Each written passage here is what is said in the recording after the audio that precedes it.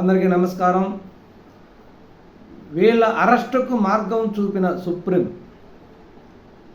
దీనిని ప్రధానంగా విశ్లేషించుకున్నట్లయితే లిక్కర్ కేసులో ప్రధాన నిందితులైనటువంటి జగన్మోహన్ రెడ్డి లెఫ్ట్ రైట్ అయినటువంటి మాజీ ఐఏఎస్ సీఎంఓ కార్యదర్శిగా పనిచేసినటువంటి ధనంజయ రెడ్డి, కృష్ణమోహన్ రెడ్డి, జగన్మోహన్ రెడ్డి యొక్క కుటుంబ అనుచరుడు, ఓఎస్డీగా పనిచేసినటువంటి కృష్ణమోహన్ రెడ్డి, వీళ్ళిద్దరితో పాటుగా గోవిందప్ప, ముగ్గురు కూడా, అంటే గోవిందప్ప నిన్న అరెస్ట్ అయినప్పటికీ కూడా వీళ్ళిద్దరూ గత 10-15 రోజుల నుంచి సిట్టుకు దొరకకుండా అజ్ఞాతంలో గడుపుతూ వచ్చారు. దాదాపు 15-20 రోజుల నుంచి.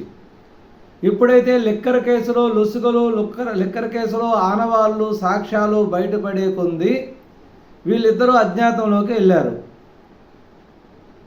సిట్టు దర్యాప్తు బృందాలు కూడా విపరీతంగా వీళ్ళ కోసం 3 రాష్ట్రాలలో కలగలిపి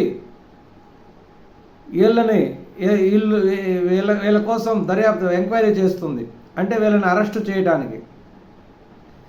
ఈ క్రమంలో వాళ్ళు సుప్రీంకోర్టుకి బెయిల్ అప్పీల్ చేయడం జరిగింది. ముందుగా హైకోర్టులో తిరస్కరించినందుకు సుప్రీంకోర్టుకి బెయిల్ అప్పీల్ చేయడం జరిగింది. ముందస్తు బెయిల్ కోసం పిటిషన్ వేయడం జరిగింది. ఈ ముందస్తు బెయిల్ పిటిషన్లో వాళ్ళు విచారించే మార్గంలో వాయిదాలు వేసిన తర్వాత వీళ్ళిద్దరిని శుక్రవారం దాకా అరెస్టు చేయొద్దు, అంటే బెయిల్ ఇవ్వటానికి నిరాకరిస్తూ కేసు శుక్రవారానికి వాయిదా వేస్తూ అప్పుడు దాకా అరెస్టు చేయొద్దు, వీళ్ళు విచారణకి హాజరు కావాలి, హాజరు కండి అని ఆదేశించడం జరిగింది.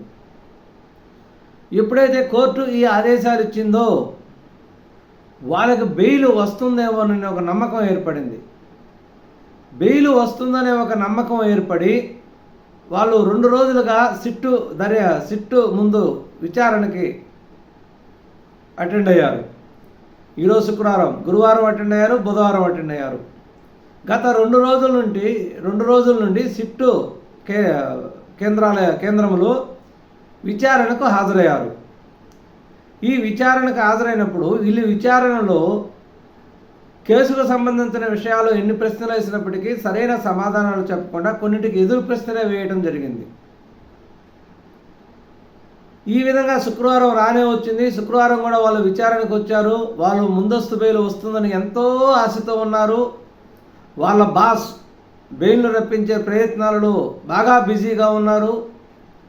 ఫోన్ మాట్లాడటానికి ఇబ్బంది అని చెప్పి ఏదో కొత్తగా ఐఫోన్ కొన్నాడంటే ఈ మధ్య, అది రీసెంట్గా మధ్యాహ్నం నుంచి వార్తల్లో చూస్తున్నాము. ఐఫోన్ కొని చాట్ యాప్ల నుంచి వాటి నుంచి మాట్లాడుతూ ఉన్నాడంట తక్కువ టైంలో, అంటే ఎక్కువగా కాల్ చేయకుండా అత్యవసరం అయితేనే వాటి చాట్ యాప్ల్లో చాటింగ్ ద్వారా కానీ లేదా ఫోన్ ద్వారా కానీ మాట్లాడటం జరుగుతుంది. సాధారణ కాల్స్ అనేది చేయట్లేదు. ఎందుకంటే ఎక్కడైతే ఫోన్ ట్రాక్ జరిగి పట్టుకుంటారో లీకులు వస్తాయనో భయంతో ఐఫోన్ రీసెంట్గా కొని వేరే వాళ్ళ పేరు మీద సిమ్ తీసుకుని దాంట్లో వేసి మాట్లాడుతున్నట్టు తెలుస్తున్నది. ఈరోజు మధ్యాహ్నం నుంచి దాని గురించి వార్తలు వస్తున్నాయి. సరే, ఎట్టకేలకు శుక్రవారం రానే వచ్చింది. వీళ్ళ మీద విచారణ ఉదయం నుంచి జరుగుతూనే ఉంది. సాధారణంగా నిన్న కూడా ఉదయం 11 గంటల నుంచి సాయంత్రం 11 గంటల వరకు విచారణ జరిగింది. ఈరోజు కూడా ఉదయం 11 గంటల నుంచి జరుగుతూనే ఉంది. ఈరోజు మధ్యాహ్నం ప్రత్యేకించి వాళ్ళు ఇద్దరికి సెల్ ఫోన్లు కూడా స్వాధీనం చేసుకోవడం జరిగింది. ఇదే సమయంలో మధ్యాహ్నం తర్వాత సుప్రీంకోర్టు హఠాత్తుగా వాళ్ళ మీద బాంబు వేసింది. బాంబు అంటే ఆ బాంబు కాదు, ముందస్తు బెయిల్ పిటిషన్ని డిస్మిస్ చేసింది, తిరస్కరించింది. ఎందుకు తిరస్కరించిందంటే ఈ కేసు అనేది చాలా లోతైన కేసు, దర్యాప్తు అనేది చాలా వేగంగా జరుగుతుంది, దర్యాప్తు అనేది చాలా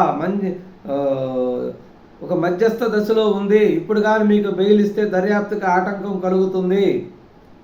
మీరు రాజకీయ కారణాలతో అరెస్ట్ చేసినారని చెప్తున్నారు. రాజకీయ కారణాలు ఉండొచ్చు, ఉండకపోవచ్చు, ఉండొచ్చు కూడా. రాజకీయ కారణాలను అడ్డం పెట్టుకొని మీరు చేసిన నేరాలన్నింటినీ కూడా తప్పించుకోజాలరు. కాబట్టి ఈ కేసుల్లో ముందస్తు బెయిల్ ఇవ్వటానికి కుదరదు. మీరు రెగ్యులర్ బెయిలే అప్లై చేసుకోండి కింది కోర్టులో. అంటే తదనంతర పరిణామాల తర్వాత అరెస్ట్ అయిన తర్వాత రెగ్యులర్ బెయిల్ అప్లై చేసుకుంటే అప్పుడున్న మెరిట్స్ ప్రకారం ట్రయల్ కోర్టు కానీ హైకోర్టు కానీ మీరు వెళ్ళొచ్చు. రెగ్యులర్ బెయిల్ అక్కడ విచారణ జరుగుతుంది అని చెప్పి స్పష్టంగా సుప్రీంకోర్టు ఆదేశాలు ఇవ్వటం చెంప మీద చెల్లని అనిపించినట్లు చెప్పడం జరిగింది. కాబట్టి ఇప్పుడు వాళ్ళే బోనులోకి వచ్చి చిక్కినట్టు ధనుంజయ రెడ్డి, కృష్ణమోహన్ రెడ్డి తిరగబడలేదు, ఎతుకులాడబడలేదు, ఫోన్ ట్రాక్ చేయబడలేదు, లొకేషన్స్ చూడబడలేదు, ఏమీ చేయబడలే. వాళ్ళ ముందరే ఉన్నారు, అరెస్ట్ చేసుకోండి అని. వాళ్ళు అరెస్ట్ చేసుకోమని అనరు, కానీ అరెస్ట్ అవుతారు. ఎందుకంటే ఈరోజు విచారణకు వచ్చారు కాబట్టి, సుప్రీంకోర్టు ముందస్తు బెయిల్ తిరస్కరించింది కాబట్టి, వీళ్ళు లిక్కర్ బాస్ అయినటువంటి జగన్మోహన్ రెడ్డికి లెఫ్ట్ ఒకరు, రైట్ ఒకరు ఇంపార్టెంట్ వ్యక్తులు కాబట్టి, ఆల్రెడీ ఇంకొక ఇంపార్టెంట్ వ్యక్తి అయిన గోవిందప్పని గత 3 రోజుల ముందుగా అరెస్ట్ చేయడం జరిగింది. కాబట్టి ఇప్పుడు ఈ ఇద్దరు కూడా ఈరోజు బోనులో చిక్కుకున్నట్టేను. ఆల్రెడీ వాళ్ళ సెల్ ఫోన్లు కూడా స్వాధీనం చేసుకోవడం జరిగింది. సాయంత్రం దాకా విచారించి రాత్రి 11, 12 గంటలకు యథామామూలుగా వీళ్ళిద్దరిని కూడా ఈరోజు అరెస్ట్ చేసి కస్టడీలోనికి, అరెస్ట్ చేసి రిమాండ్లోనికి, అరెస్ట్ చేసి వాళ్ళ కస్టడీలోనికి తీసుకునేటటువంటి అవకాశం ఉంది. సుప్రీంకోర్టు తీర్పు అనేది నిజంగా ఈరోజు వాళ్ళకి చెంపపెట్టు లాంటిది.